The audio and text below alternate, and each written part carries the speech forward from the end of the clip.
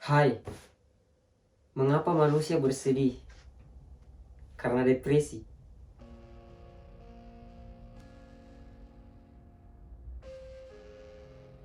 Saat ini, orang-orang di sekitar kita termasuk teman, keluarga, bisa saja sedang merasakan depresi ekstrim yang akut, walaupun mereka terlihat sedang baik-baik saja.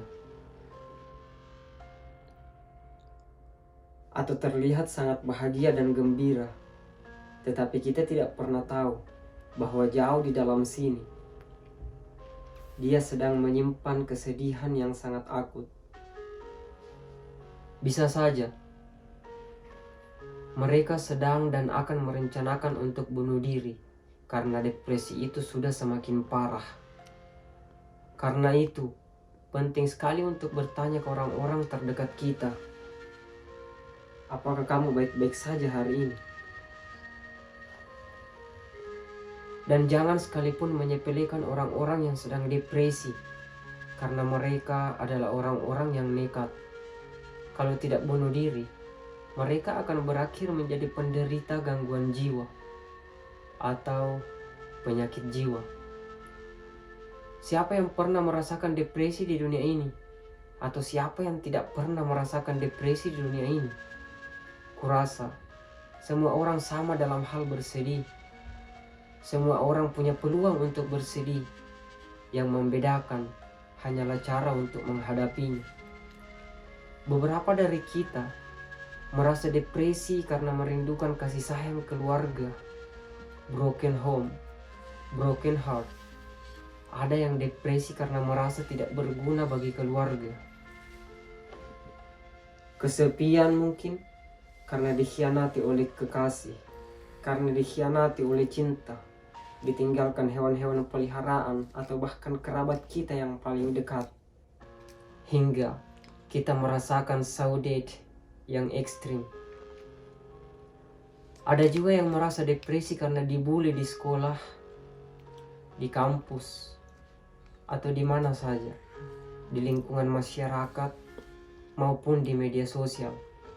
Ada yang merasa depresi karena pengaruh kata-kata toksik dari keluarga dan teman kepada dirinya, dan alasan-alasan lainnya yang terlalu banyak untuk disebutkan, terutama para pengidap bipolar, anxiety, cyclotemic, PTSD, atau Alzheimer, hingga mengalami manik depresif adalah makanan yang sehari-hari mereka rasakan.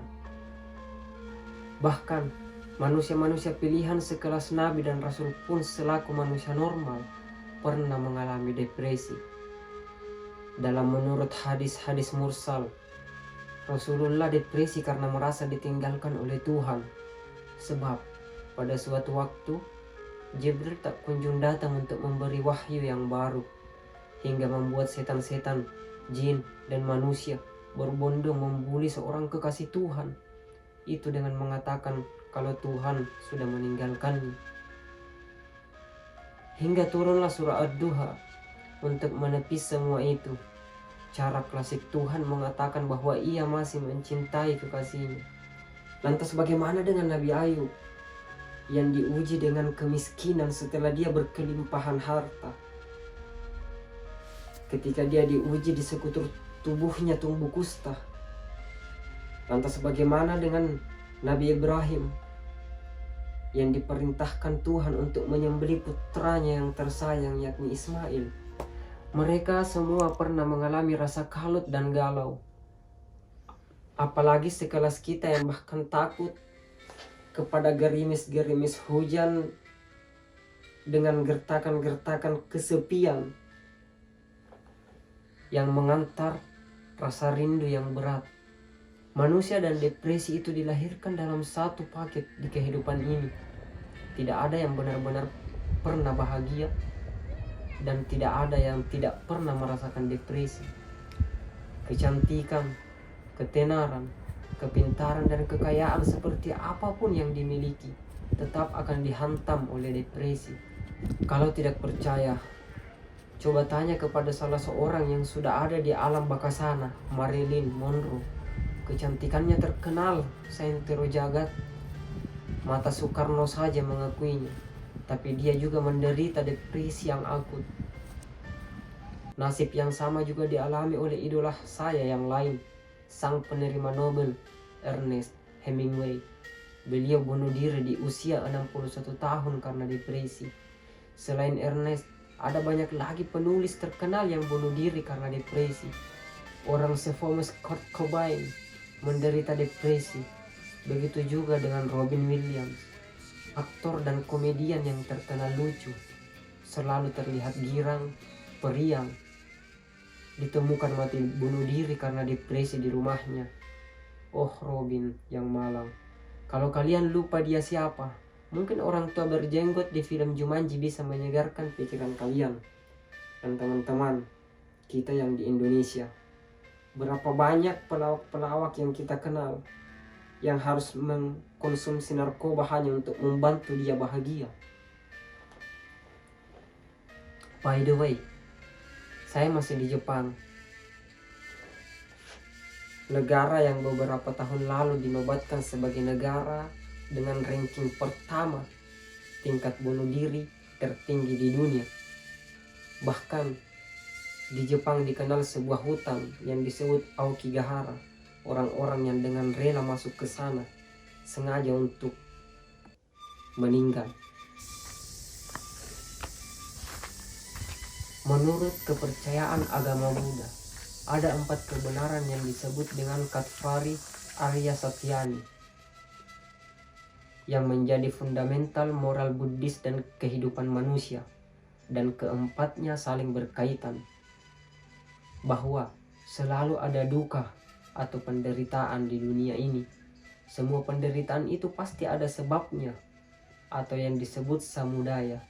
Penderitaan itu bisa dihilangkan bila kita menghilangkan penyebabnya, atau yang disebut niroda.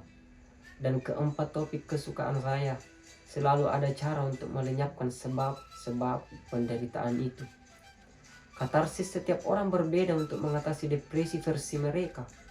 Ada yang dengan menyanyi, melukis, healing, piknik, berbelanja, watching porn, masturbation, NH. Kalau saya biasanya dengan katarsis saya adalah dengan menulis, menuangkan semua perasaan saya di sana, mendengarkan lagu-lagu semangat, menonton film dengan dialog-dialog yang positif, atau mendengarkan afirmasi, vibrasi positif yang banyak tersedia di platform YouTube seperti Abdi Swardin dan lain-lain. Kalau dari awal Anda yakin Anda akan bahagia, insya Allah Anda pun akan bahagia. Walaupun memang yakin saja tidak cukup. Tapi bila keyakinan tidak benar, maka dari awal Anda sudah salah jalan. Tapi cara terampuh untuk mengatasi depresi adalah didengarkan, dipedulikan. Ketika kita sedang berkeluh kesah, kita butuh sesuatu yang hidup dan nyata, atau sesuatu yang sering kita sebut sahabat. Karena itu, banyak orang yang ingin bunuh diri tapi mengurungkan niatnya karena adanya support dari orang lain, khususnya orang-orang terdekat. Saya kemudian menjadi ingin memarahi orang-orang yang selalu menyebut lebay kepada mereka yang selalu mencari ruang untuk mencurahkan seluruh isi hatinya. Orang-orang yang kerap kamu temukan postingan lebaynya di media sosial, bisa jadi itu adalah pelarian terakhirnya untuk menyelamatkan hidupnya setelah berhari-hari dia mencari pendengar tetapi tidak dia dapatkan. Meditasi, melakukan hal-hal spiritual dan mendekatkan diri kepada Tuhan juga adalah jawaban yang bagus untuk meredakan stres di otak. Karena menurut Dr. Richard Winslow, depresi berawal pada kegagalan untuk membuang pikiran-pikiran negatif. Dan ketika kita beribadah memuji Tuhan, mengobrol dengan Tuhan, curhat dengan Tuhan, dalam ibadah memeluk Tuhan, bisa menyeimbangkan neurotransmitter hingga akan sedikit banyak mengurangi bahkan mencegah depresi. Para psikolog mengatakan kalau secara psikologis, ketika kita depresi biasanya akan merasa putus asa, merasa tak dihargai oleh siapapun dan merasa tak pantas untuk apapun, serta perasaan-perasaan negatif lainnya. Tapi ketika kita melakukan hal-hal yang bersifat spiritualisme tadi, maka kita akan merasakan sesuatu yang membuat nyaman. Kita merasa bebas, lepas. Emosi dan perasaan-perasaan negatif itu perlahan pergi saat kita curhat dengan Tuhan. Hidup memang berat. Ia laknat yang seringkali membuat kita menghujat.